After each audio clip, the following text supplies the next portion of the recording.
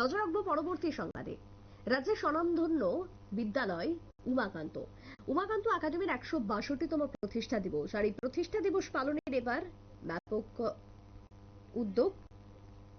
১৬২তম প্রতিষ্ঠা দিবস উদযাপন উপলক্ষে বিভিন্ন কর্মসূচি হাতে নিয়ে সাংবাদিক সম্মেলন করলেন উমাকান্ত একাডেমি এলামনি। কি বক্তব্য উঠে এসেছে এলামনির সদস্যদের পক্ষ থেকে, শুনুন। ৬২ শেষ দিকে ৬৩ প্রথমে আমাদের স্কুল প্রতিষ্ঠা হয়েছিল। সেটা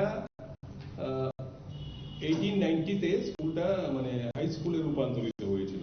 তো কোনো কারণে এত বছর ভিত্তিবর্ষ প্রতিষ্ঠা বর্ষ 1890-কেই ধরা হতো, কিন্তু রিসেন্টলি এটা রেকটিফাইড হয়েছে। গতকালই আমরা জানতে পেরেছি যে গভর্নমেন্ট অফ ইন্ডিয়ার যে ওয়েবসাইট আছে, যেটা ত্রিপুরা গভর্নমেন্টই রেকটিফাই করে দেয়, সেই ওয়েবসাইটে অলরেডি এটা 1863টা রেজিস্টার্ড হয়েছে। তো আমাদের এটাতে আমরা অত্যন্ত খুশি, আনন্দিত যে আমাদের যে অরিজিনাল ভিত্তিবর্ষটাই প্রায় চলে এসেছে।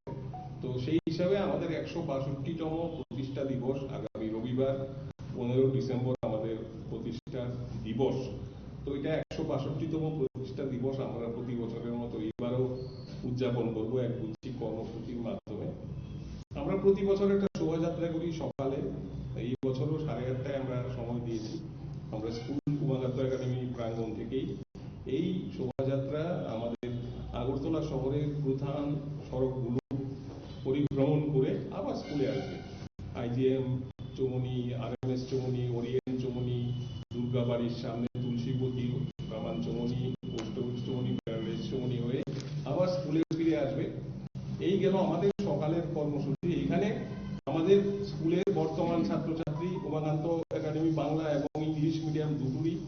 এবং আপনারা শুনলেন সংশ্লিষ্ট এলামনির সদস্যদের বক্তব্য। তবে এবারে তাদের ১৬২তম প্রতিষ্ঠা দিবস উপলক্ষে বিশেষ র্যালির আয়োজন করা হয়েছে। শহরে বিভিন্ন পথ পরিক্রমা করবে তাদের এই র্যালি। স্কুলের বনেদি স্কুলের ১৬২তম বর্ষ, যেটা এক প্রকার প্রতিষ্ঠা দিবস তারা পালন করতে চলেছে, তার জন্য ব্যাপক উদ্যোগ এই মুহূর্তে গ্রহণ করা হয়েছে। আস্তে আস্তে তারা সমস্ত কিছু জানাবেন। তবে আপাতত তারা একটি মিছিল বা র্যালির আয়োজন করছেন শহর জুড়ে। ছোট্ট বিরতির পর ফিরবো, সঙ্গে থাকুন।